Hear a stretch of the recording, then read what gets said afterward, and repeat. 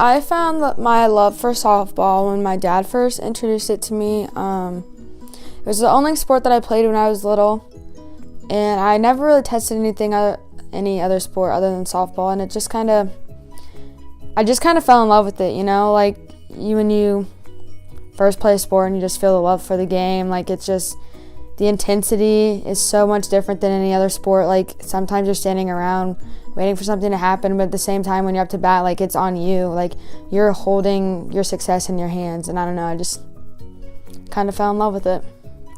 I knew I wanted to play for Rob. Ever since I started hitting with him after I broke my elbow, I just kind of knew that he was going to be the coach that was going to make me successful and to come. But when I first left the Cats program when I started at, I took a detour and went to play for the Inferno when I was 10. And it was just too far of a drive for me. Like, I would not get home until like 10 at night, and I was only in 4th grade, so like I was still young, and I was still trying to get all my homework done, even though it wasn't like legit homework, but it still was like a lot to deal with. So me playing for Rob,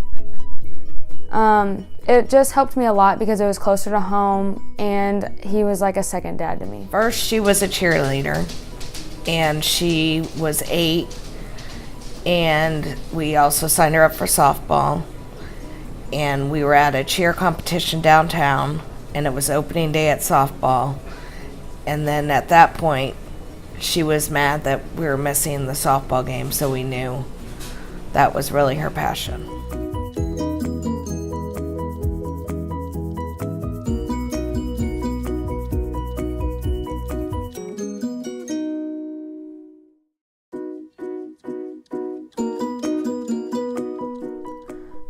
I first injured my elbow when I was 8 years old. I was playing wiffle ball at a friend's house, and it had rained before we went outside, and I hit a ball over the fence, so I went to go get it, and I made it over the fence successfully, and then on the way back, I slipped and fell jumping back over, and I had landed on my elbow, and I felt something pop, so I looked down, and my elbow was like in an L shaped but backwards, so I had to like pop it like this back, and as I did that, it like just broke my elbow, and my ulna, my radius went like this. So I immediately was like in extreme pain, so I went to the hospital, and they tried to reset it, and I was just in a big old cast like this. Then I went to the doctor. They told me I had to go under and reset it, so they reset it, and I was perfectly fine after I got out of the cast and everything until I was like about 12. And I started throwing from the outfield, and I just got a really bad pain in my elbow. And come to find out, I had a floating bone that was chipped off when I went under when they reset it. So I would hyperextend my arm every time I threw a ball, and I would just have to deal with the pain. Because she was tired of playing in pain. She'd been playing in pain for at least 9 years. And she knew it was inevitable that it was going to have to happen, or she may not play ever again. So we went ahead with the surgery.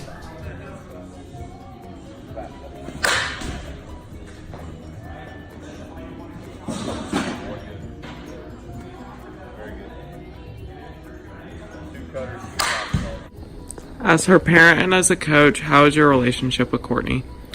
I think it's always been good. We've always had the thing in common, which was softball. So, as a parent, that always helped to be able to spend time doing something like that.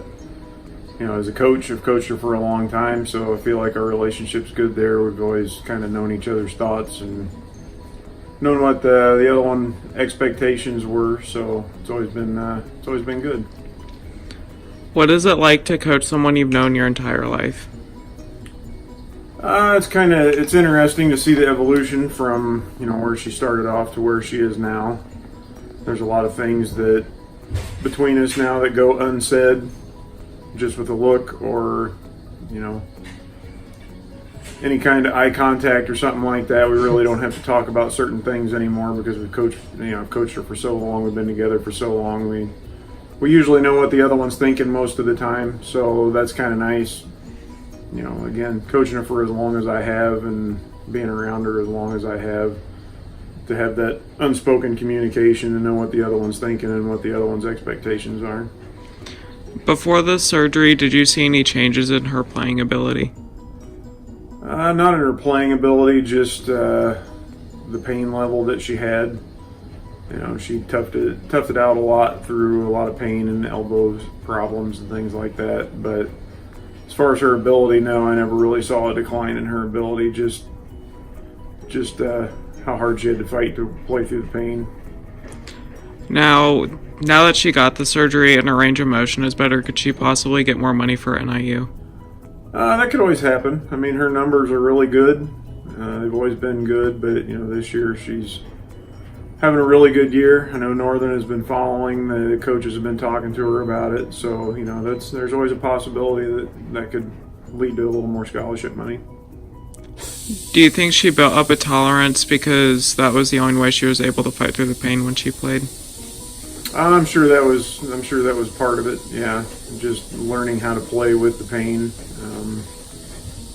I'm sure there was quite a bit of that in there actually. That she just learned how to get through it and knew when it was different and when it hurt more or hurt less. And it's just part of learning your own body and being able to fight through those things.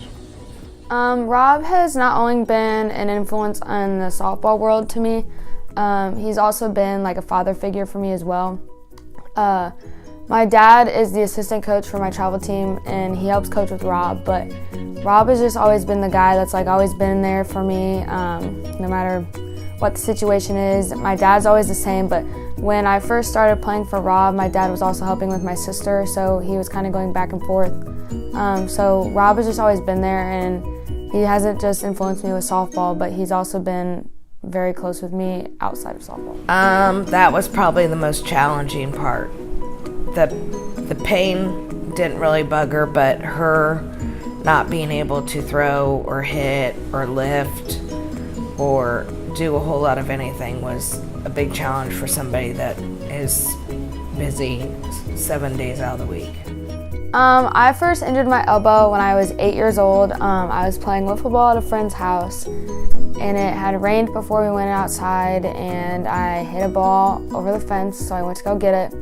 And I made it over the fence successfully, and then on the way back, I slipped and fell jumping back over, and I had landed on my elbow, and I felt something pop.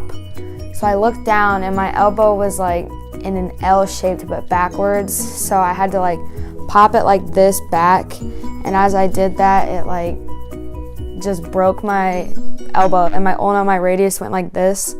So I immediately was in extreme pain, so I went to the hospital, and they tried to reset it, and I was just in a big old cast like this. And I went to the doctor. They told me I had to go under and reset it, so they reset it. And I was perfectly fine after I got out of the cast and everything until I was about 12. And I started throwing from the outfield, and I just got a really bad pain in my elbow. And come to find out, I had a floating bone that was chipped off when I went under when they reset it. So I would hyperextend my arm every time I threw a ball, and I would just have to deal with the pain. Courtney is determined with most of the things she does. So when they started her with physical therapy, she got to do 90% of it on her own, and they saw that she was committed to it because she wanted to be out on the field. If I did not get the surgery, yes, I would have continued to play. I don't know how well I would have been able to play, just because I was in excruciating pain every time I threw a ball.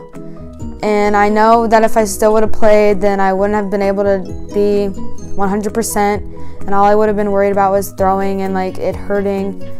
So I am happy I did get the surgery. I just wish the timing was a little different. But if I did not get the surgery, I would have still.